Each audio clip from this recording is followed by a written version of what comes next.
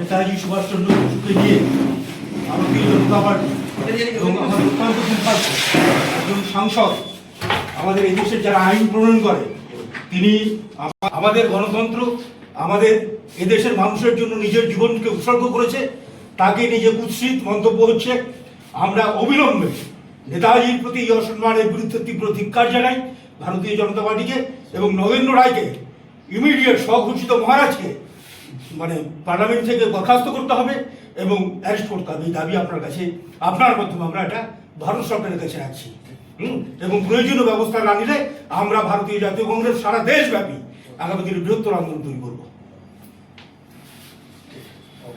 আপনার ইয়েটা আমি ওখানে শুনে নি, একটা স্ট্যাম্প লাগবে সেটা এবার আমাদের আমার আছে কি আমি বললাম নিশ্চয়ই যে আমরা এটা করছি, এটা তো এই প্রতিবাদটা করছি।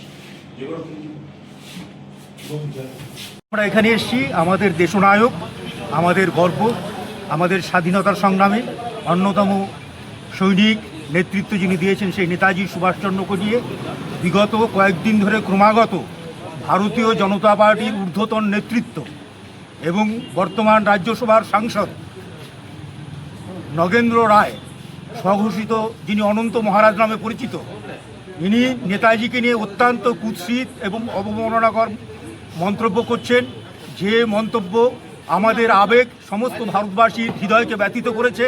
এবং নেতাজিকে যে অসম্মানজনক করছেন, বক্তব্য রাখছেন, প্রতিনিয়ত সংসদে দাঁড়িয়েও তিনি করছেন।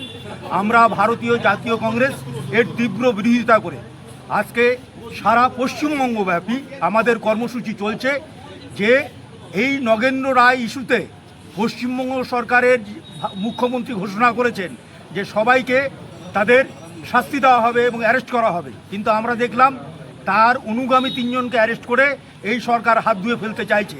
যদিও নগেন্দ্র রায়ের তার বঙ্গভূষণ সম্মান, যেটা বিগত তৃণমূল গভর্নমেন্ট সরকার ইনাকে দিয়ে গিয়েছিলেন রাজনীতির স্বার্থে, এবং আমাদের বর্তমান সরকারের মুখ্যমন্ত্রী উত্তরবঙ্গে প্রচারে যে ইনার আশীর্বাদ নিয়েছিলেন, সেই শুভেন্দু অধিকারী বলেছেন যে এর বিরুদ্ধে অ্যাকশন নেওয়া হবে, কিন্তু আমরা নগেন্দ্র রায়ের বিরুদ্ধে কোনো চরম পদক্ষেপ এই সরকারকে গ্রহণ করতে দেখিনি।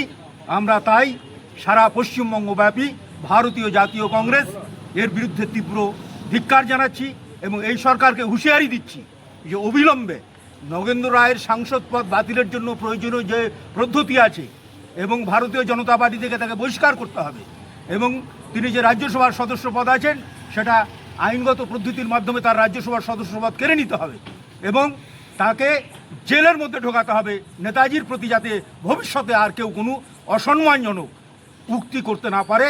এটা দৃষ্টান্তমূলক শাস্তি এই নগেন্দ্র মহারাজকে দিতে হবে। আমরা ভারতীয় জাতীয় কংগ্রেসের পক্ষ থেকে আজকে সারা রাজ্যব্যাপী সেই কর্মসূচি নিয়েছি। তাই দেশনায়ক আমাদের হৃদয়ে আমাদের সাথে সবসময় আছেন, থাকবেন। আমরা তাই আজকে তাকে সাথে করে আপনাদের সামনে এই সালানপুরের এখানটায় থানায় এসে আমরা এখানকার ওসিকে আমরা আমাদের এফআইআর দায়ের করলাম এবং আমরা তার প্রতিলিপি নিয়েছি। এটি হচ্ছে আমাদের এফআইআরের প্রতিলিপি। থানা এখানে রিসিভ করেছে, করে আমাদেরকে এটা একটা কপি আমাদের দিয়েছে। এটা সারা রাজ্যব্যাপী চলছে। আপনার নাম এবং পরিচয়? আমি দিলীপ কুমার রায়, সালানপুর ব্লক কংগ্রেস কমিটির ওয়ার্কিং প্রেসিডেন্ট।